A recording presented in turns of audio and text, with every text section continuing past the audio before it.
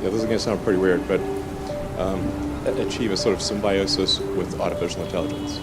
I do want to emphasize that it's not going to be like suddenly Neuralink will have this incredible neural lace and start taking over people's brains. Okay, it will take a long time. We are now over 20 years into the 21st century. Technological innovation has provided us with a level of comfort and convenience that is unrivaled in modern history. With the advent of the smartphone, we now have handheld supercomputers at our fingertips that have opened up a new world of information and connectivity. But with the rise of fascism and neoliberal globalization, can these new technologies be used against us? Does our culture of hyperconvenience come at a cost? And at what point do these technologies begin to affect our individual autonomy?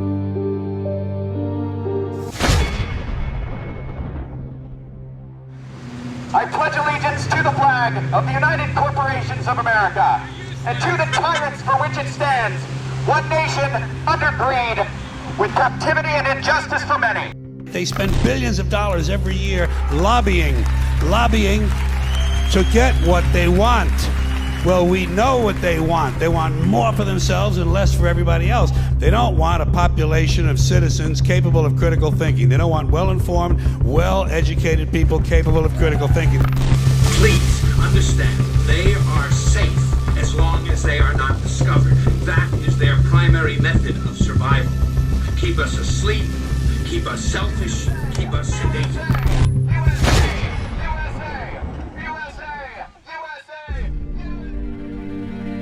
America is now experiencing the dawn of surveillance capitalism. Facial recognition and artificial intelligence are being utilized by corporations and the federal and local government. These new and futuristic tools are also being used by law enforcement in the form of drones, robots, and unregulated mass surveillance. In communist China, these systems have already been integrated into mainstream life. Like Americans, over the years they have been groomed to give away their right to privacy, which has slowly chipped away at their personal freedoms.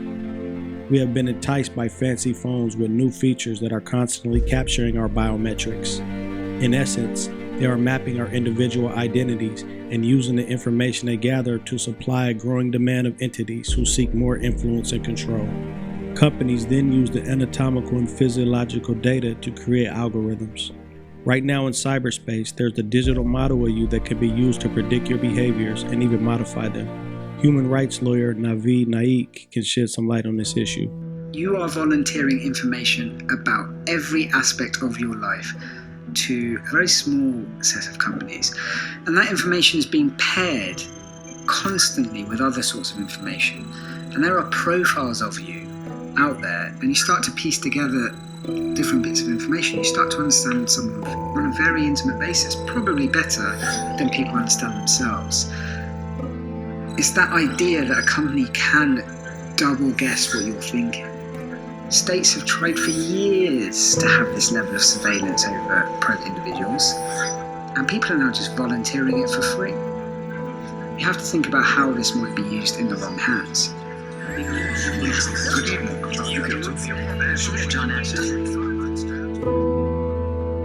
Artificial intelligence is a reflection of the values that exist within society, and our biases are being hardwired into these systems. Algorithms have the power to deny loans, determine eligibility for a job, and even sentence people in a court of law. The LAPD has implemented something called predictive policing, which targets citizens under the guise of machine neutrality. These tools are making discrimination more efficient and are being used to spy on American citizens. The information they gather can potentially be used to discourage dissent and even prosecute those that challenge the status quo. Information is power, and in the wrong hands, this power can be abused. Given our country's track record on human rights violations, I think it's safe to say that we should all be concerned. Cities across the country have embraced a predictive policing approach that focuses not on high-risk people, but on high-risk places, putting entire neighborhoods under watch. Critics worry it's targeting areas that are already over-policed. The problem is that if you're already over-policing in a certain neighborhood, you're going to be predisposed to seeing data that's now going to tell you to keep putting more and more officers in those areas. It is one part social control, hey, we're watching you, and it's one part information collection. We are seeing who you're associating with, the car you're driving, who you're hanging out with, your neighborhood, and they're recording all of that and putting it back into a larger, ever-growing database that's used for investigative purposes. Thanks to organizations like the Stop the LAPD Spying Coalition and the Big Brother Watch in the UK, these futuristically authoritarian strategies are being exposed and challenged. Oakland, San Francisco, and Portland are three of the first cities to ban their police department from the use of these facial recognition technologies. This victory, however, is only a moratorium, and the powers that be are constantly evolving and improving on their methods to achieve their agenda.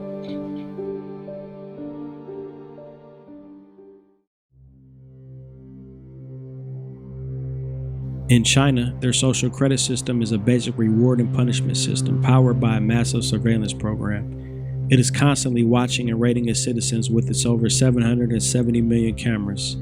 A good rating can offer you premium health care or deposit-free rent or public housing, but a bad rating can result in a person being denied education or even being restricted from traveling by air or high-speed rail. In northwestern China, where these systems are being harshly implemented, the Uyghurs, a Muslim minority in the country, are being persecuted and locked up in re-education camps. China has utilized these technologies to create a dystopian police state which is systematically scrubbing the cultural identity of the Uyghurs. And while America cannot quite be equated to a communist dictatorship, like in China, these new and oppressive technologies are being heavily deployed in poor and minority communities. Why do you believe that this data is subjective? The data is subjective, and the data is biased because policing practices have always impacted Black and brown and poor people. Now we have predictive policing just coming in with a veneer of science trying to tell us that that's somehow making policing more objective. But what we're finding is that it's only augmenting the way that policing operates. These digital dictators are automating institutional racism and sexism by codifying racial and gender bias. And by willingly handing them over the big data they need to create these systems, we are their unwitting accomplices. Machine learning is developing very rapidly, and it is our responsibility to educate ourselves on these issues and make sure we the people have a say in how these new technologies are being rolled out.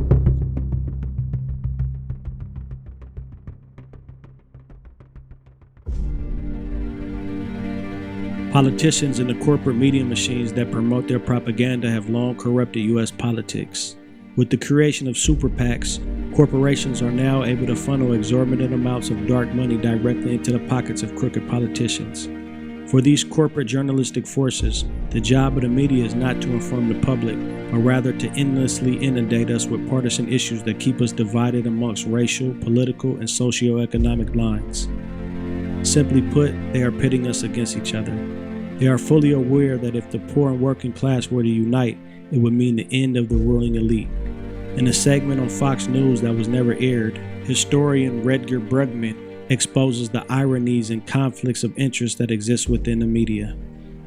The vast majority of Americans, for years and years now, according to the polls, including Fox News viewers and including Republicans, are in favor of higher taxes on the rich. You know, higher inheritance taxes, higher top marginal tax rates, higher wealth taxes. It's all really mainstream. But no one's saying that at Davos, just as no one's saying it on Fox News, right? And I think the explanation for that is quite simple, is that most of the people in Davos, but also here on this channel, have been bought by the billionaire class. You know, you're not meant to say these things. So I just went there and I thought, you know what, I'm just gonna say it, just as I'm saying it right here on this channel. Many people have called for higher taxes, but very few. Well, not on this channel, is it? I mean, almost all of the pundits on this channel for years have been against higher taxes, right? Even though the vast majority of Americans is in favor of it. It doesn't even, Fox doesn't even play where you are. It doesn't play where you are. Well, have you heard of the internet? I can watch things whatever I want, you know? I have, actually. I can't say I'm a great fan of your show, but I do my homework when you invite me on your show. So, I mean, you're probably not gonna air this, but I went to Davos to speak truth to power, and I'm doing exactly the same thing right now. You might not like it, but you're a millionaire funded by billionaires, and that's the reason why you're not talking about these issues. But I am talking about these issues. Yeah, only now. Come on, you jumped the bandwagon. You're all like, oh, I'm against the globalist elite, blah, blah, blah. It's not very convincing, to be honest. Why don't you go hope this gets picked up. Because you're a moron. I tried to give you a hearing, but you were too annoying. You can't handle the criticism, can you? But Tucker Carlson is far from being the only corporately owned news anchor in cable news. He's more closer to the standard issue when it comes to keeping quiet or even defending corporate interests. The job of cable news pundits, more often than not, is to stage a sort of political theater. There's no shortage of shallow and hypocritical monologues being spewed back and forth, and lots of verbal sparring matches between anchors and contributors, with little to no critique of their corporate overlords. In the 2020 election, MSNBC used their platform to slander Bernie Sanders to prevent him from being the next president of the United States. Given the fact that Bernie has been a stark critic of corporate greed, he was someone that billionaires actively rallied against. One excellent example was what happened in New Hampshire. He has more votes, he gets more delegates, and instead of considering him the winner, the coverage in fact says, well, Sanders didn't do quite as well as he did in 2016 because then he had a much bigger lead over Clinton. The numbers are there, but the spin on the numbers is always seeming to make Sanders seem fragile, vulnerable, and as the news media likes to put it, unelectable. The liberal cable news media has mastered the art of the subtle spin, and while they display an impressive facade of inclusion and wokeness, at their core they are but corporate tools, much like their political allies. If I want to run a campaign that is entirely funded by corporate political action committees, is there anything that legally prevents me from doing that? No. So let's say I'm a really, really bad guy, and let's say I have some skeletons in my closet that I need to cover up so that I can get elected. Mr. Smith, is it true that you wrote this article, this opinion piece for the Washington Post entitled, "These payments to women were unseemly, that doesn't mean they were illegal"? I assume that's right. Okay, great. So, green light for hush money. I can do all sorts of terrible things. It's totally legal right now for me to pay people off. So, I use my special interest dark money funded campaign to pay off folks that I need to pay off and get elected. So, now I'm elected, now I'm in. I've got the power to draft, lobby, and shape the laws that govern the United States of America. Are there any limits on the laws that I can write or influence? There's no limit. So there's none. So I can be totally funded by oil and gas. I can be totally funded by Big Pharma. Come in, write Big Pharma laws, and there's no limits to that whatsoever. That's right. Is it possible that any elements of this story apply to our current government and our current public servants right now? Yes. Yes.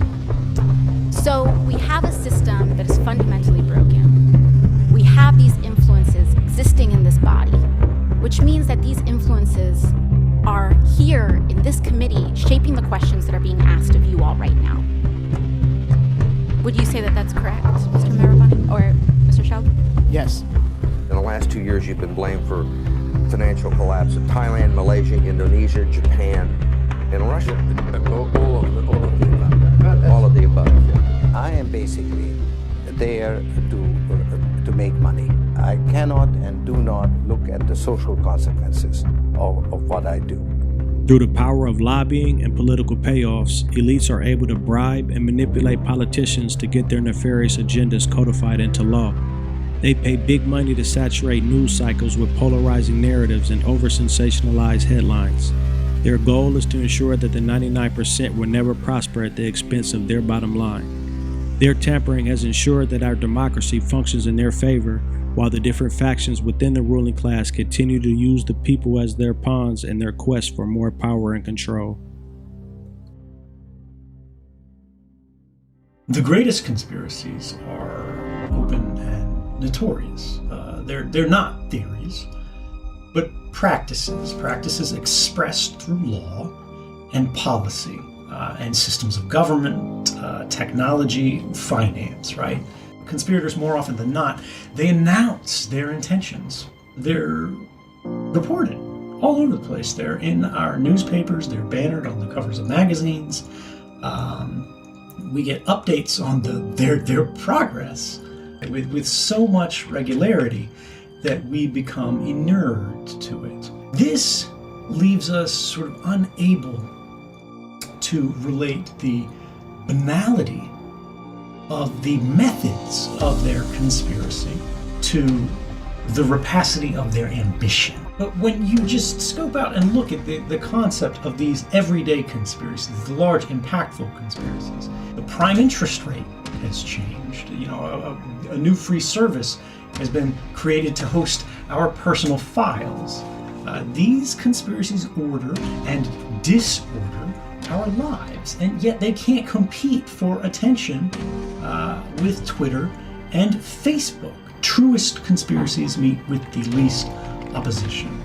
But the funny thing is, if we do come together, we can unwind all of these plights we're facing, but it takes focus and sustained attention. I know you're out there. I can feel you now. I know that you're afraid. You're afraid of us. You're afraid of change. I don't know the future. I didn't come here to tell you how this is going to end. I came here to tell you how it's going to begin. I'm going to hang up this phone, and then I'm going to show these people what you don't want them to see. I'm going to show them a world without you. A world without rules and controls, without borders or boundaries. A world where anything is possible. Freedom, my freedom. I want my freedom to be. Oh my. I want my freedom. Yeah. I want my freedom. You got the right to be free. I want my freedom. Free your mind from what they want you to believe. Be free.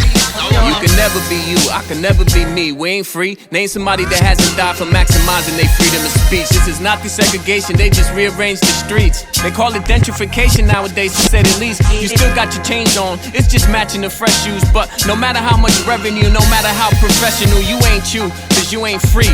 Low class, upper class, no class, GED or PhD, you ain't free. Man, we still slaves to the minimum wage. Yet the land, if the brave, my Third Amendment protecting my First Amendment independence to spray. Either way, I meet Caesar's fate. Towards my country, people feature hate. They'll beat your face, though I'm represented by a government not representative of what people say. Mr. John Lennon, Martin Luther, Malcolm X. They gon' shoot you, Marcus Garvey, Robert to the John F. I want my freedom, my freedom.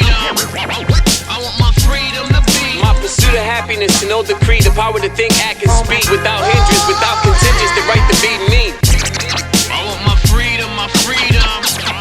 I want my freedom to be. Unmarginalized, de-stereotype from my civil to my human, natural rule of all constitutional rights.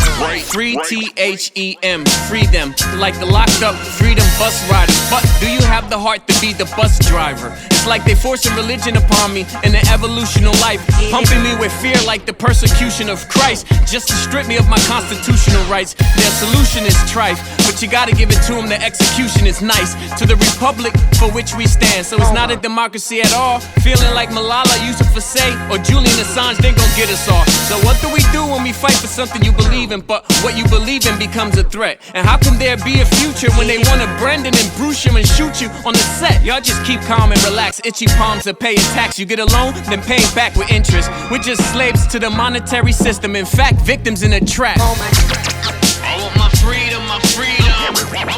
I want my freedom to be. My pursuit of happiness, to know the creed, the power to think, act, and speak without hindrance, without contingents, the right to be me. I want my freedom, my freedom. I want my freedom to be. Unmarginalized, de-stereotype from my civil to my human, natural rule of all constitutional rights. I'm more George than Thomas Jefferson in the political concave, minus the 100 slaves.